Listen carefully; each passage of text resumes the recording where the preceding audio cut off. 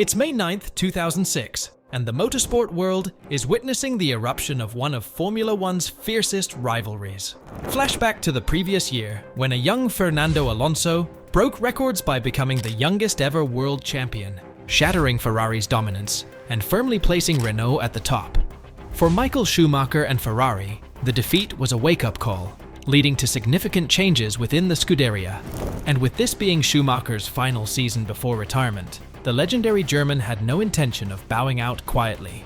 The 2006 season would see an intense battle between the reigning champion Alonso and the seven-time world champion Schumacher. Ferrari's era of dominance was so absolute in the early 2000s that the 2005 season seemed like an anomaly. Schumacher, who had been untouchable for years, suddenly found himself dethroned by a younger, hungrier driver. The shift wasn't just about a new champion, it was a symbolic changing of the guard. Ferrari knew it had to regroup. The team's winter testing was rigorous, with significant attention paid to the aerodynamic package and the introduction of Bridgestone tires that could match Michelin's consistency. Meanwhile, Renault and Alonso weren't resting on their laurels, fine-tuning their car's reliability and focusing on retaining their competitive edge. The stakes for the 2006 season were astronomical. It was now or never for Schumacher's quest for an 8th title. The duel began at the season opener in Bahrain. Ferrari's strong performance in qualifying saw Schumacher take pole, with his new teammate Felipe Massa securing second place. But pole position was not enough. Alonso wasted no time in the race, attacking Massa and forcing him to defend aggressively. Massa's mistake on lap 7 nearly resulted in a collision with Alonso, but the Spaniard skillfully avoided it and kept his focus on chasing down Schumacher. Despite Schumacher's blistering pace and fastest laps, the decisive moment came during Renault's pit stop strategy. Alonso returned to the track right alongside the Ferrari, held his ground, and took the lead, securing a crucial victory. The message was clear. Alonso was not going to give up his crown easily. The Bahrain GP was more than just a race. It set the tone for the entire season. Ferrari's return to the front of the grid was a statement of intent. The team had worked relentlessly to regain the edge they lost the previous year, with Schumacher's pole position signaling they were back in the game. Yet, Alonso's calm and calculated approach, especially during the pit stop phase, showcased his maturity as a driver. Unlike previous seasons where raw speed was enough, 2006 would be about executing flawless strategies and handling pressure in critical moments. Ferrari's decision to promote Massa also played into the narrative. While talented, he was less experienced than Barrichello, leading to errors that could prove costly, as seen in his tussle with Alonso during the race. The next race in Malaysia saw both Ferraris penalized with a 10-place grid drop due to engine changes. Schumacher started 14th and Massa 21st, while Alonso showcased his prowess by charging from 7th to 3rd at the start. Even as Schumacher fought his way through the field, his teammate Massa appeared faster and finished ahead. This race highlighted the changing dynamics within Ferrari, as team orders that would have favored Schumacher in previous years were absent. Meanwhile, Renault's Giancarlo Fisichella capitalized and took the win, indicating that Ferrari's reliability remained a concern. Malaysia exposed Ferrari's Achilles heel early in the season: reliability.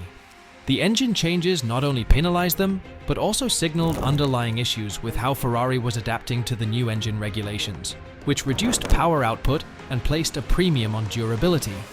Alonso's climb from 7th to 3rd at the start wasn't just about aggression. It was a testament to Renault's finely tuned launch control and Alonso's skill in threading through the pack. The absence of team orders, which would have once ensured Schumacher overtook Massa, was telling. Ferrari was transitioning towards a more balanced approach, acknowledging that relying solely on one driver could be a weakness. Fisichella's win was a reminder that Renault had strength in depth, with their number 2 driver stepping up when needed. In Australia, rain in qualifying left Schumacher outside the top 10. As the race began, chaos ensued with multiple incidents, including Massa colliding with a Williams and a Red Bull crashing out. Schumacher climbed from 11th to 6th, but a mistake saw him crash into the barriers, bringing his race to an early end. To make matters worse, a disoriented Schumacher mistakenly entered the Toyota pits, highlighting the contrast between his struggles and Alonso's commanding drive to another victory. With this result, Schumacher found himself 17 points behind Alonso, and it was clear that immediate changes were needed. The Australian Grand Prix showcased the unpredictability of the 2006 season. Ferrari's decision to stick with their race strategy despite tricky weather conditions in qualifying backfired, putting Schumacher on the back foot. The race itself was chaotic from the start, with incidents that required the safety car and disrupted the rhythm of the race. Schumacher's crash while pushing too hard was a rare mistake for the season champion and highlighted the pressure he was under. The embarrassing moment of entering Toyota's pit lane was a metaphorical illustration of how lost Ferrari appeared in contrast to Renault's composure. For Alonso, the win further solidified his position at the top, extending his championship lead and putting Ferrari in a situation where they could no longer afford slip-ups. The pivotal moment came at Imola, where Schumacher set a new record of 66 pole positions, breaking Ayrton Senna's long-standing record at San Marino. Alonso remained a relentless challenger throughout the race, staying close to Schumacher despite tire issues for the Ferrari. However, the track's configuration made overtaking difficult, and Ferrari's strategic gamble forced Alonso into an early pit stop. This allowed Schumacher to push hard and retain his lead after his own pit stop, ultimately securing a vital win. Schumacher later revealed that the team had deliberately lured Alonso into pitting early, a strategy that also proved effective in the next European Grand Prix, where Ferrari's pace and tactics led them to another victory. Imola was a masterclass in the psychological and strategic warfare that defined the 2006 season. Breaking Senna's record at a track steeped in F1 history was symbolic for Schumacher, who had spent much of his career battling the legacy of the Brazilian icon. The race was tense, with Alonso pushing Schumacher to the limit, despite the narrow layout of the circuit that made overtaking nearly impossible. The strategy to provoke Alonso into pitting early was a calculated risk, one that paid off due to Schumacher's ability to deliver multiple blistering laps when it mattered most. The win at Imola was not just about points. It was a statement of intent that Ferrari was back in the title fight, and that Schumacher's racecraft was still unmatched, even against the younger generation. But despite Ferrari's resurgence, Alonso hit back with a dominant performance on home soil at the Spanish Grand Prix. The Spaniard started on pole and comfortably held off Schumacher, sending 130,000 fans into jubilation. The title race appeared to be slipping away from Schumacher, but the season had more twists to come, starting with the controversy at Monaco.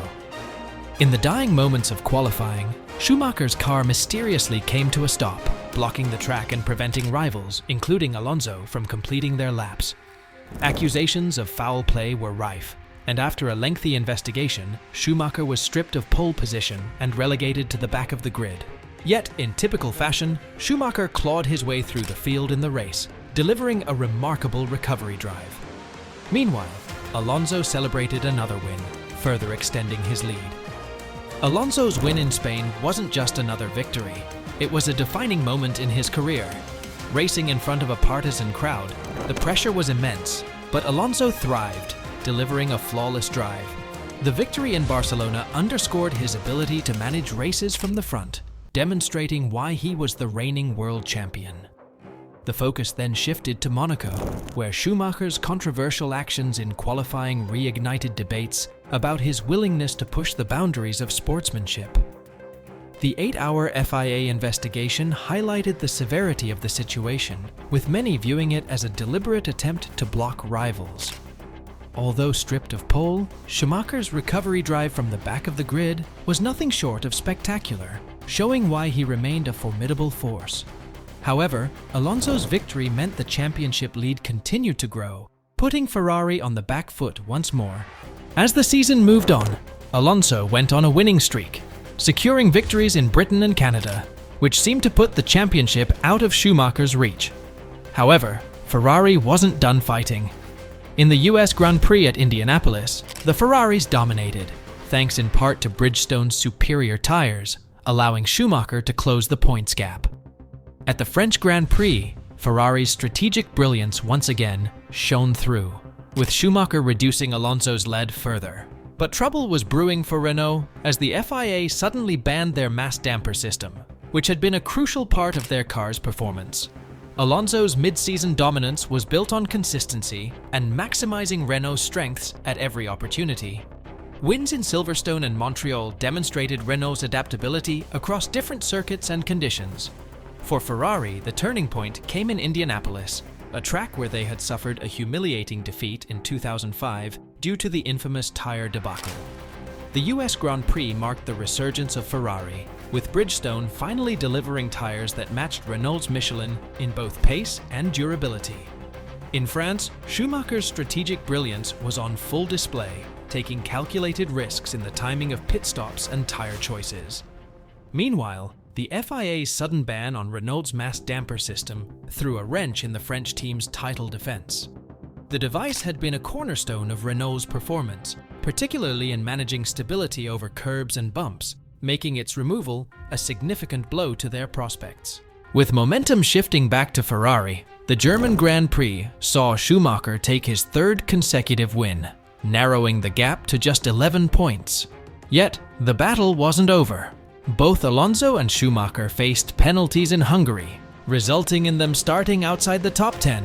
In a wet and unpredictable race, Alonso initially looked set for victory, but a wheel issue ended his race prematurely. Schumacher also struggled, ultimately colliding with Nick Heidfeld and retiring from the race, leaving neither of the championship contenders with points. Jenson Button took his maiden victory in a chaotic race. Ferrari's dominant performance at Hockenheim was a morale boost for the team, particularly in front of Schumacher's home crowd. It also marked the point where the title fight was truly reignited, with Schumacher closing the gap to Alonso. The Hungarian Grand Prix, however, was a different beast entirely. The unpredictable weather conditions turned the race into a lottery. Alonso's charge from the back of the grid to the front was one of the highlights of the season, showcasing his wet weather skills. But the pit stop blunder that left his wheel loose was a rare and costly mistake. For Schumacher, the conditions were less favorable, with Bridgestone tires struggling in the wet. His collision with Heidfeld added insult to injury, marking a missed opportunity to capitalize on Alonso's misfortune. Button's win was a feel-good moment, but for the title contenders, it was a race that left them both empty-handed. The Turkish Grand Prix offered another chance for Ferrari, but a pit stop error saw Alonso leapfrog Schumacher, securing second place behind Massa. The missed opportunity was costly for Schumacher, who now trailed by 12 points with only a few races remaining. The next race in Monza was critical. Schumacher delivered a stellar performance, and after the race, dropped a bombshell. He announced his retirement at the end of the season. The stage was set for a dramatic finale, with Schumacher determined to end his career on a high note. Turkey was a race of fine margins. Ferrari's strategy was undermined by a poorly timed double-stack pit stop during the safety car period, which allowed Alonso to gain track position. Despite Massa's win, Schumacher's second place felt like a loss, with the gap to Alonso widening once again. The focus then shifted to Monza, the spiritual home of Ferrari. Schumacher's win in front of the adoring Tifosi was a moment of triumph, but the post-race announcement of his retirement added a bittersweet note. The decision to step away was not just about age or motivation, it was about timing, ensuring he left the sport on his own terms, rather than fading away. With only 3 races left, the title race was set to go down to the wire. In China, Schumacher defied the odds by overcoming tricky conditions and strategic challenges to take the win, drawing level with Alonso in the standings. The tension reached its peak at Suzuka, where Schumacher seemed destined for victory, only for his engine to fail, handing the advantage back to Alonso. Despite the setback, Schumacher fought valiantly in Brazil, climbing through the field after early contact to finish 4th, but it wasn't enough. Alonso secured his second title, and Schumacher's bid for an 8th championship came to an end. The Chinese Grand Prix was a tactical masterclass from Ferrari. Starting further down the grid due to changing weather conditions, Schumacher's experience in managing the evolving track conditions allowed him to leapfrog Alonso. The race saw Renault's pit stop errors rear their head once again, giving Schumacher the advantage. The title race was now level, setting up a thrilling showdown in Japan. At Suzuka, Schumacher led comfortably until the catastrophic engine failure, Ferrari's first in 6 years. The sight of the smoking Ferrari was a gut punch for the team and its fans, effectively handing the title to Alonso. The final race in Brazil was more about pride than points for Schumacher. His charge through the field, despite a damaged car, was a fitting end to his career, a demonstration of the fighting spirit that defined him. Alonso's championship was well earned, but the season had been a close-run affair, proving that even in his final year, Schumacher was still a force to be reckoned with. Schumacher's farewell was a fitting conclusion to a legendary career. Though he missed out on the title, he demonstrated why he was considered the greatest of his era. The rivalry between Alonso and Schumacher in 2006 remains one of the most intense and memorable in F1 history, marking the passing of the torch from one generation to the next. The 2006 season wasn't just about a rivalry, it was a microcosm of the evolution of Formula One. Schumacher's era had been defined by relentless dominance, but Alonso's rise signaled a new age, one where the competition was more balanced and youth was beginning to edge out experience. The season encapsulated everything F1 fans love about the sport. The drama, the strategy, the battles on and off the track, and the emotional highs and lows. Schumacher's departure left a void, but it also paved the way for new stars to emerge. The rivalry may have ended, but its impact on the sport is still felt today, as it remains a defining chapter in F1 history. If you found this deep dive into one of Formula One's most pivotal moments insightful, be sure to hit the like button and subscribe for more in-depth stories from the history of this incredible sport.